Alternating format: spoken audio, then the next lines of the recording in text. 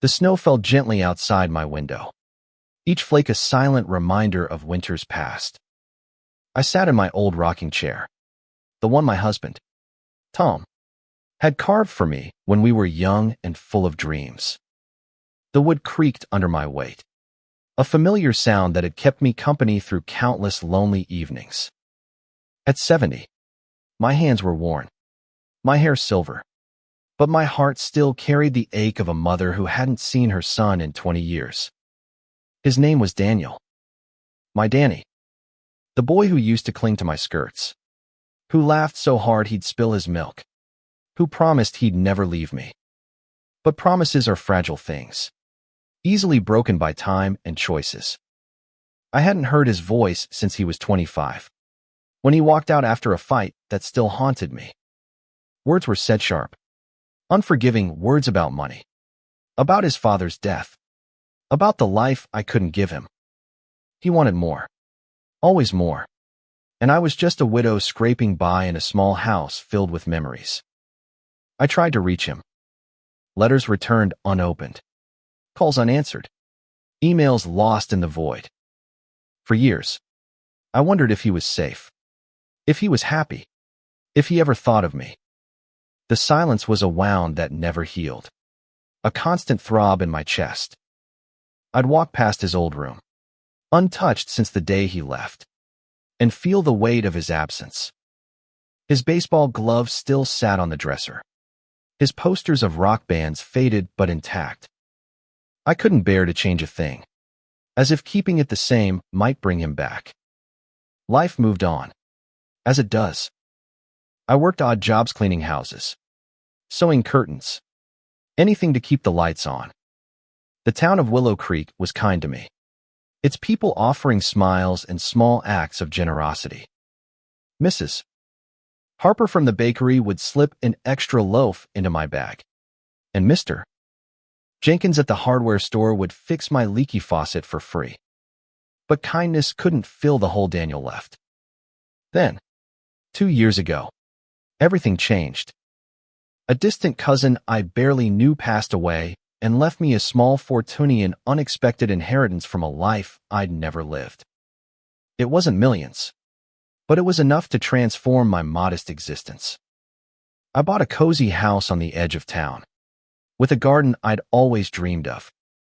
I started a small charity to help single mothers, pouring my heart into giving others the support I'd lacked. The money gave me comfort, but it didn't erase the loneliness. Wealth can't buy a son's love. Last November, as I sat sipping tea by the fire, the phone rang. My heart skipped a rare occurrence, since calls were usually from neighbors or the charity. I answered, my voice trembling. Hello. Mom. The word hit me like a wave. It was Daniel. His voice was deeper, rougher, but unmistakable. I gripped the phone, tears springing to my eyes. Danny, is that you? Yeah, it's me. He paused, and I could hear his breath, heavy with something unsaid. I heard about your inheritance. I'm happy for you, Mom. Really? I wanted to ask 1,000 questions. Where had he been? Why now? What had changed? But I couldn't speak past the lump in my throat. He went on, his tone careful, almost rehearsed. I was thinking, it's been a long time. Maybe you could come for Christmas. I've got a surprise for you. It's important. Christmas. The holiday we used to spend together, decorating the tree, baking cookies, laughing until midnight. The invitation felt like a lifeline, but doubt gnawed at me. 20 years of silence. And now this. Because of the money. I pushed the thought away, clinging to hope. I'd love that. Danny, I said, my voice breaking. Where are you? Boston, he replied. I'll send you the address. And Mom, I'm sorry. For everything. The call ended, and I sat there, staring at the phone, my heart a tangle of joy and fear. He was sorry. He wanted me there. But why now? The question lingered as I began to prepare for the journey, packing my suitcase with care, choosing gifts, a scarf for Daniel, a book of poetry I thought he might like. I wanted to believe this was a new beginning, but the past clung to me like frost on a window pane. The drive to Boston was long, the road slick with snow.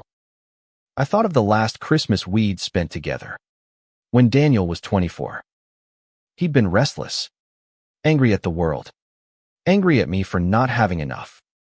I'd begged him to stay, to talk, but he'd slammed the door and vanished into the night. Now, as I drove, I wondered who he'd become. Did he have a family? A career? Did he carry the same regrets I did? When I arrived at the address, a charming brownstone in a quiet neighborhood, my hands shook as I knocked. The door opened, and there he was. Daniel, taller, broader, with lines on his face that told of a life I didn't know. His eyes, though, were the same deep brown, like his father's. He smiled, but it didn't reach those eyes. "Mom," he said, pulling me into a hug.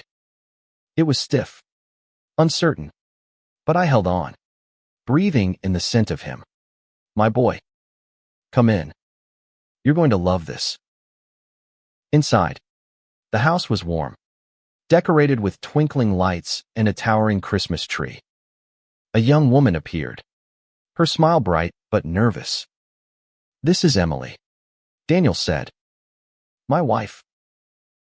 Emily was kind, her handshake firm, her eyes searching mine for something I couldn't name. "We're so glad you're here, Margaret," she said. I nodded, overwhelmed, as Daniel led me to the living room. A small boy peeked from behind the couch, his eyes wide and curious. My breath caught. "This is Tommy," Daniel said, his voice softening. "Our son. Your grandson." A grandson. The word hit me like a revelation. I knelt, tears blurring my vision, as Tommy stepped forward, clutching a toy train.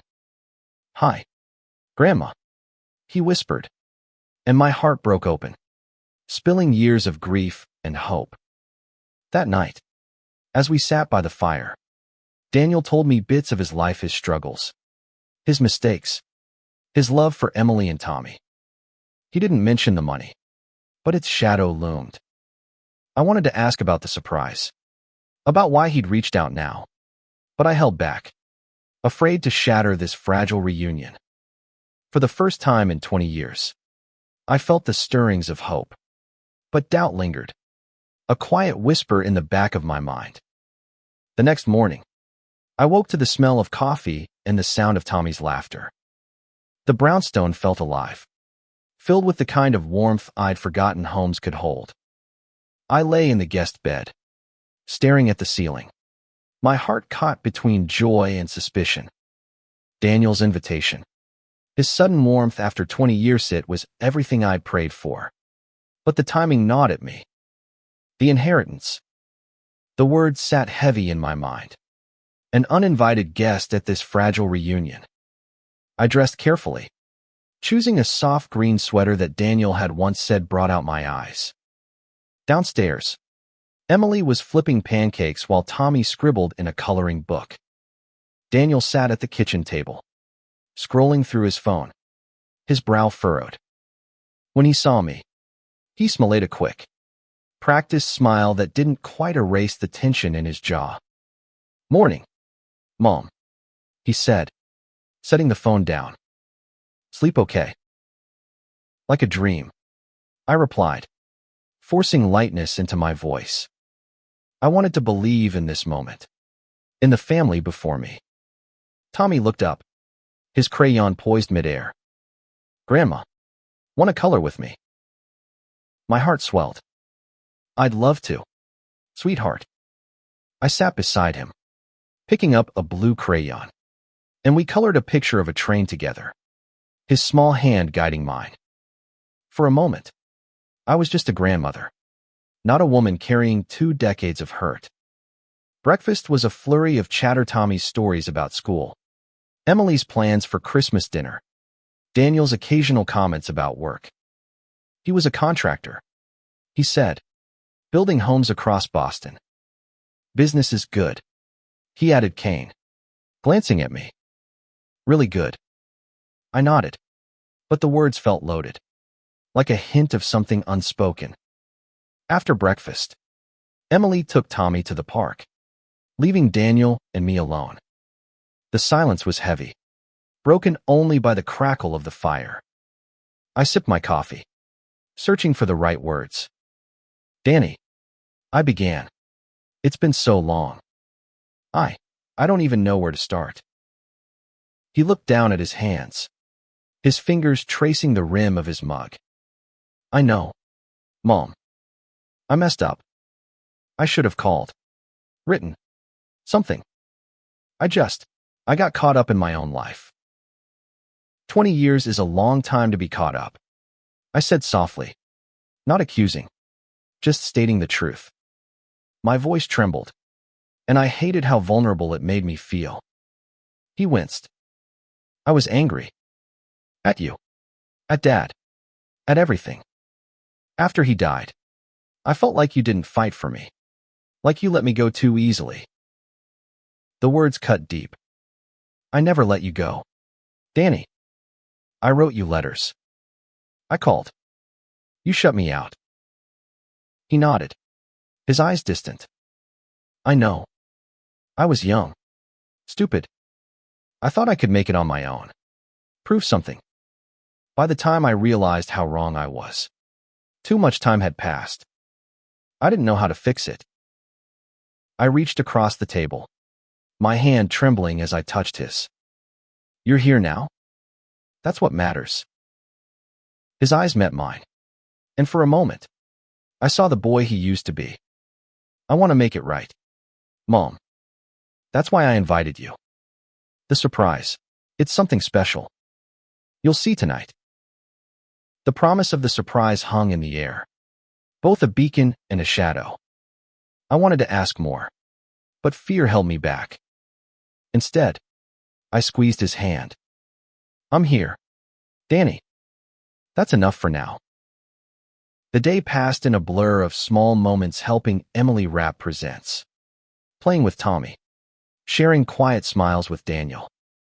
But beneath it all, questions simmered. Why now? Why after the inheritance? I tried to focus on the present, on the family I'd longed for. But doubt was a stubborn guest. That evening, the house glowed with Christmas lights, the air thick with the scent of pine and roasted turkey. Guests arrived, friends of Daniel and Emily, neighbors, a few cousins I vaguely recognized. I felt out of place, a stranger in my son's world. But Emily's warmth and Tommy's hugs anchored me. Daniel was the perfect host, charming and attentive, but I noticed how his eyes kept darting to me, as if gauging my reactions. After dinner, he stood, clinking his glass to get everyone's attention. I want to thank you all for being here, he said, his voice steady but emotional. This Christmas is special because my mom is here.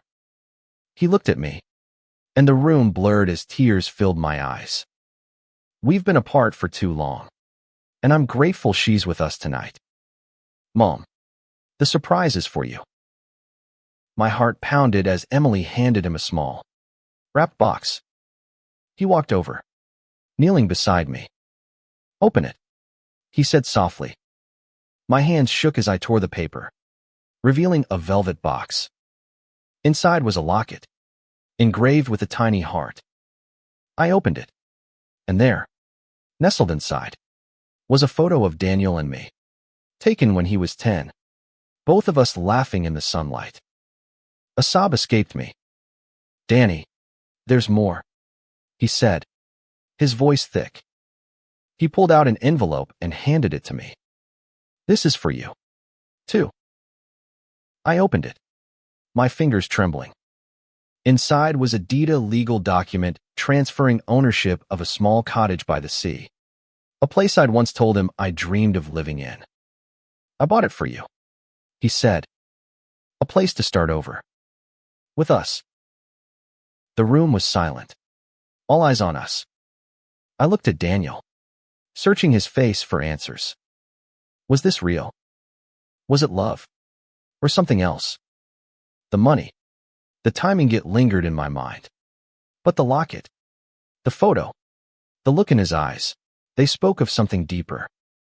I wanted to believe in him. In us. Thank you, I whispered, clutching the locket. It's beautiful. He hugged me, and for the first time in 20 years, I felt his heart beating against mine. But as the guests clapped and the music started again, I couldn't shake the feeling that the surprise was only the beginning of a truth yet to be uncovered. The days after Christmas were a delicate dance of hope and hesitation.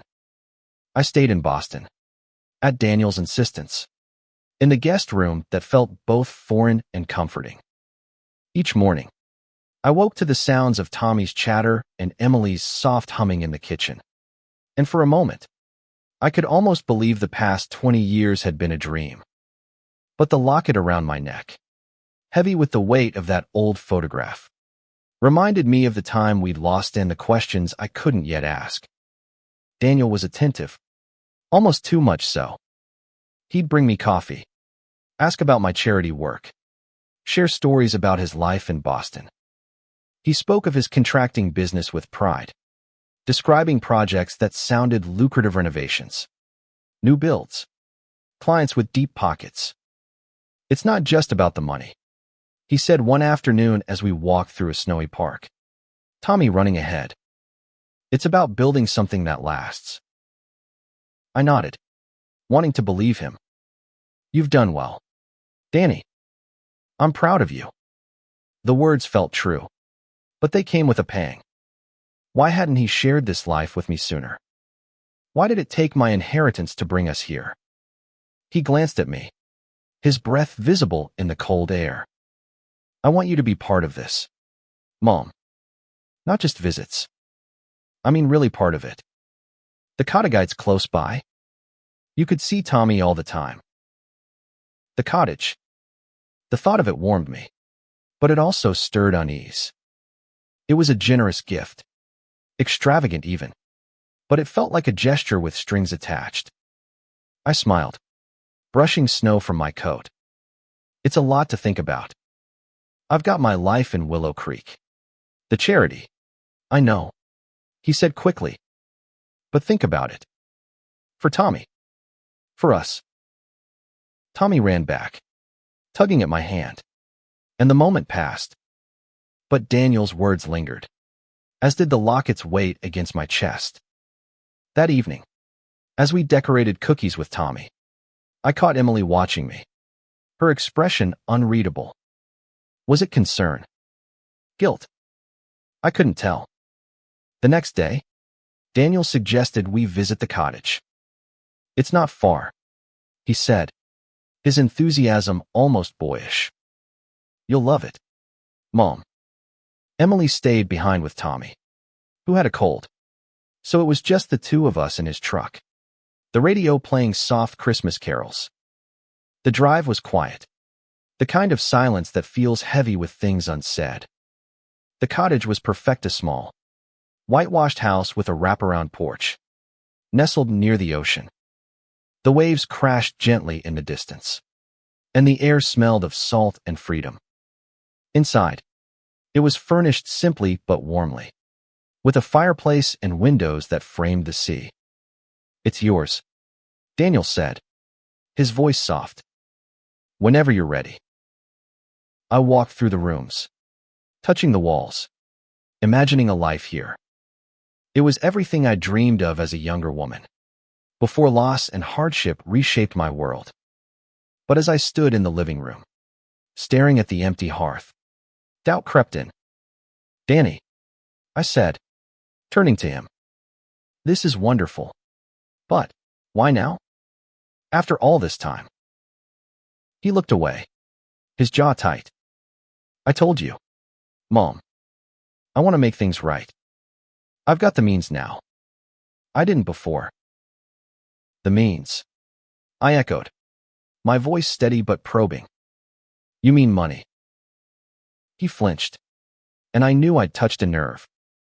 It's not just that, he said, his tone defensive. I've changed. I've got a family now. Responsibilities. I want you to be part of it. I wanted to believe him. The locket. The cottage. His apologies, they all pointed to redemption. But the timing was a splinter in my heart.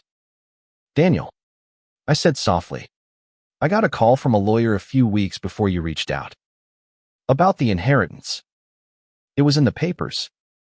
Did you know? His face paled, and for a moment, he didn't speak. I heard about it. He admitted finally. People talk. Mom. I didn't know how to reach out before. It gave me an excuse. An excuse. The word stung, but his eyes were earnest, pleading. I wanted to ask more, to demand the truth, but fear stopped me. What if the truth broke us again? Instead, I nodded, clutching the locket. Let's go back, I said. Tommy's waiting. The drive home was quieter, the carols now a faint hum. That night, I lay awake, the locket in my hand, staring at the photo of us. The boy in the picture trusted me, loved me. Could I trust the man he'd become? The cottage, the surprise it was all so perfect, yet it felt like a carefully constructed stage. I needed to know more, but I didn't know how to ask without risking everything. The next morning, Emily suggested we go shopping for New Year's decorations. Daniel stayed home with Tommy, and I was grateful for the chance to talk to her alone. In the bustling store, surrounded by glittering ornaments, I found my courage. Emily, I said, picking up a silver star, can I ask you something? She nodded, her eyes cautious. Of course, Margaret. Did Daniel know about my inheritance before he called me? She hesitated, her fingers tightening around a package of tinsel. He heard about it. A friend mentioned it. He was afraid to reach out before. Thought you might not want to hear from him after so long. Her words matched his, but there was something in her tone guarded, careful. And the cottage? I pressed. Was that his idea? She smiled, but it was strained. He wanted to do something big, something to show you he's serious. We both did. I nodded, pretending to examine the star. Their answers were too perfect, too aligned. I wanted to believe in their sincerity, in Daniel's remorse. But the shadow of the money grew darker. As we drove back, I resolved to watch, to listen, to find the truth beneath the surface of this Christmas miracle. New Year's Eve arrived with a flurry of preparations. The brownstone buzzed with energy as Emily hung decorations and Daniel set up a table for guests. Tommy darted around, waving sparklers, his laughter filling the house. I tried to lose myself in the moment, helping with the food, smiling at Tommy's antics. But the weight of my unanswered questions pressed against me. The locket hung around my neck, a constant reminder of the past and the uncertainty of the present. That afternoon, I sat with Daniel on the porch, wrapped in blankets against the chill. The street was quiet, blanketed in snow, and for a moment, it felt like we were the only two people in the world. Danny, I said, my voice soft. I need to know something. The truth. He stiffened, his eyes fixed on the horizon. What? Mom. The cottage. The invitation. Is it because of the money? I asked, my heart pounding. Did you reach out because I'm rich now? He turned to me, his face a mix of hurt and frustration. No, Mom. It's not like that. I told you. I wanted to make things right. The money, It just made it easier to do something big. Something you'd notice. I searched his eyes, looking for the boy I'd raised. The one who'd never lied to me. I want to believe you, I said. But 20 years. Danny. And then I get this inheritance. And suddenly you're back. It's hard not to wonder. He ran a hand through his hair, his breath visible in the cold air. I get it. I messed up. I was ashamed for so long. I didn't know how to face you. When I heard about the money, it was like a sign, a chance to show you I've changed. His words were earnest, but they didn't erase the doubt. I touched the locket, thinking of the photo inside. I don't need a cottage, Danny. I just need you. He looked at me, his eyes glistening. You have me, Mom. I swear. I wanted to believe him, but the timing was a wound that wouldn't heal.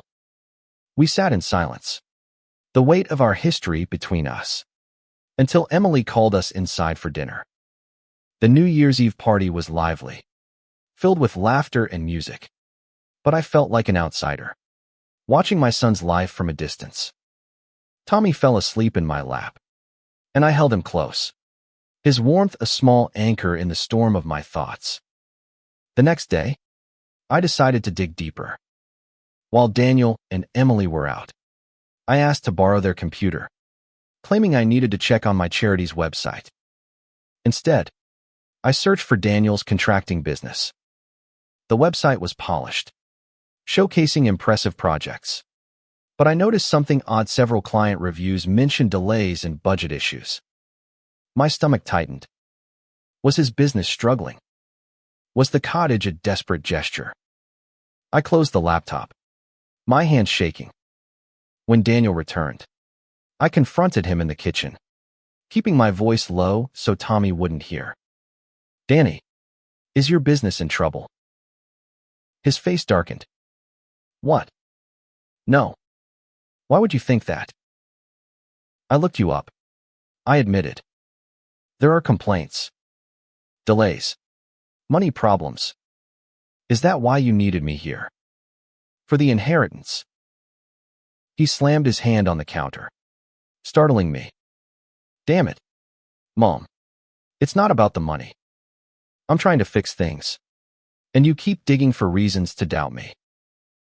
I'm trying to understand, I said, my voice breaking. I want to trust you, but I need the truth. He took a deep breath, his anger fading. The truth is, I've made mistakes. The business isn't perfect, but it's solid. I didn't ask you here for money. I asked you here because I miss you. Because Tommy needs his grandmother. His words were a lifeline, but I was still afraid to grab it. Then why the cottage? Why something so big? Because I wanted to give you something real, he said. Something to show you I'm not going anywhere this time. I nodded, tears in my eyes, but the doubt lingered. That night, I overheard a conversation between Daniel and Emily in the hallway. She's asking too many questions, Daniel whispered. What if she finds out? Finds out what? I thought, my heart racing. I slipped back to my room, pretending I hadn't heard, but the words echoed in my mind. What was he hiding? Was it the money? Or something more? I clutched the locket, praying I was wrong, but the seed of suspicion had taken root. The first week of January brought a bitter cold to Boston, mirroring the chill in my heart. I stayed on, unable to leave despite the growing tension. Daniel was spending time with me, sharing stories, including me in their family routines, but every gesture felt shadowed by my suspicions. The locket, the cottage, his apologies, they were all pieces of a puzzle I couldn't solve. I wanted to trust him, to embrace this second chance, but the fear that his motives were tied to my inheritance kept me awake at night. One morning, as I helped Emily with the dishes, I decided to test the waters. Emily, I said, Drying a plate. Daniel's business. Is it doing as well as he says? She froze, her hands in the soapy water. It's fine, she said quickly. He's had some challenges, like any business. But he's good at what he does. Her defensiveness confirmed my fears. Challenges? I pressed gently. What kind? She sighed, glancing toward the living room where Daniel was playing with Tommy. Some clients are tough. That's all. Payments get delayed. Costs go up. It's normal. But it didn't feel normal. The cottage. The sudden reconciliation, it was too much. Too fast. I changed the subject, afraid to push her further. But my mind raced. That afternoon, I took a walk alone, needing space to think. The snowy streets were quiet, the air sharp against my face. I stopped at a small cafe, ordered a tea, and sat by the window, staring at the locket in my hands. The photo inside was a frozen moment of love, but the present felt like a maze of half-truths. When I returned, Daniel was waiting in the living room, his expression serious. "Mom, we need to talk," he said. My heart sank. Had he sensed my doubts? Was this the moment everything would unravel? About what? I asked, sitting across from him, my hands clasped tightly. "I know you're worried," he said. "About the money, the cottage, all of it. I need you to know it's not what you think. I'm not after your inheritance." "Then what is it?" "Danny," I asked, my voice trembling. "Why did you wait until now?" He leaned forward, his elbows on his knees. "Because I was a coward. I didn't know how to face you after everything. The money, it was just a way to get your attention, to show you I'm serious. But I swear, it's not about that." His eyes were pleading, but I'd heard the whispers, seen the signs. "I overheard you talking to Emily," I admitted. "You said, what if she finds out? What were you talking about?" His face went pale, and for a moment, I thought he might run, just like he did 20 years ago. But he stayed, his hands shaking. "It's not what you think," he said. It's about Dad." "Tom." I frowned, confused. "What about him?" Daniel took a deep breath. "After he died, I found some letters. From him. To another woman. He wasn't faithful. Mom. I was so angry. I blamed you for not knowing. For not stopping him. That's why I left." The words hit me like a punch. Tom. My Tom. Unfaithful. The man who'd carved my rocking chair. Who'd held me through miscarriages and hard times. It couldn't be true. "You're lying," I whispered. "I'm not," he said, his voice breaking. "I didn't want you to know because it would hurt you. But I was wrong to keep it from you, to let it drive us apart." I stood, my legs unsteady, and walked to the window. The snow was falling again, blurring the world outside. "Why tell me now?" I asked. "Because I'm done hiding things," he said. "I want us to start over. Mom. No secrets." I turned to face him, tears streaming down my cheeks. "You kept this from me for 20 years. You let me think it was my fault." "I was a kid," he said, standing. "I was angry.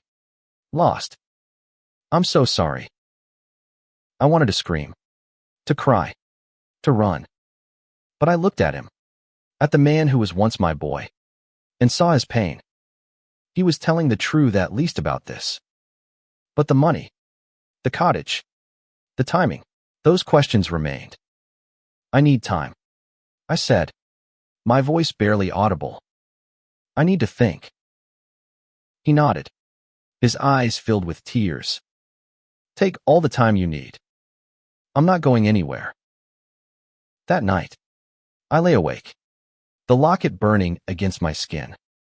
Tom's betrayal was a fresh wound, but it didn't explain everything. Was Daniel's confession the whole truth? Or was there more he wasn't saying? I needed answers, and I was running out of time to find them. The truth about Tom lingered like a ghost, haunting every moment I spent in Daniel's home. I wanted to confront the past, to demand more answers. But I was torn between protecting this fragile reunion and uncovering the whole truth. The locket felt heavier now, a symbol of a love I'd thought was unbreakable, tarnished by betrayal. Yet, as I watched Tommy play, as I saw Daniel's efforts to rebuild our bond, I clung to the hope that we could heal. On my last day in Boston, I sat with Emily in the kitchen, sipping tea while Tommy napped. I decided to lay my cards on the table. Emily, I said, I need to know if there's anything else Daniel's not telling me. About the money, the cottage, anything. She set her mug down, her eyes meeting mine. Margaret, I understand why you're scared. But Daniel loves you. The cottage was his idea, not mine. He thought it would make you happy, bring you closer. But the timing, I said. Why now? After the inheritance.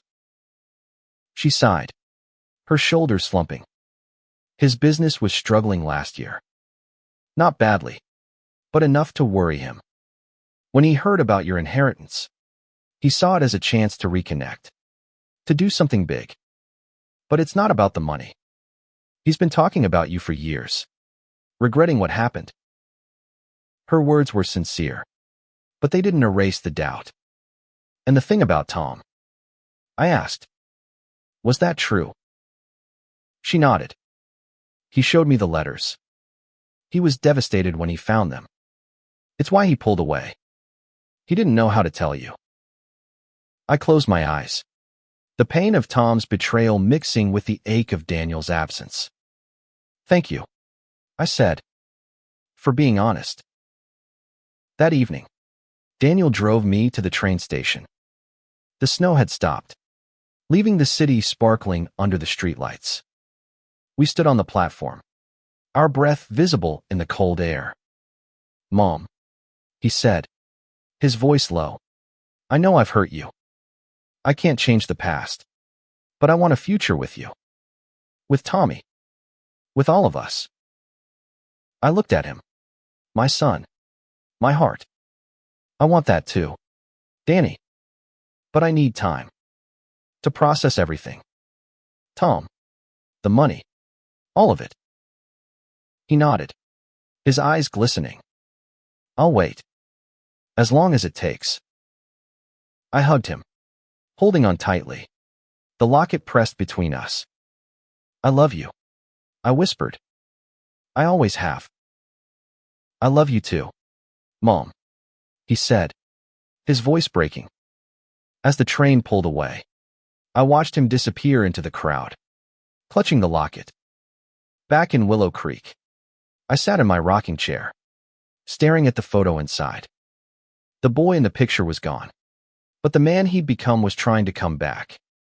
The cottage, the money, the secrets, they were all part of a messy, human attempt to mend what was broken. In the weeks that followed, I visited the cottage, walked its rooms, and imagined a new life there. Daniel called often, sending pictures of Tommy, inviting me back for spring. Slowly, the doubt began to fade, replaced by a cautious hope. The money had been a catalyst, not the reason. His love, his regret, his desire to make things right, they were real.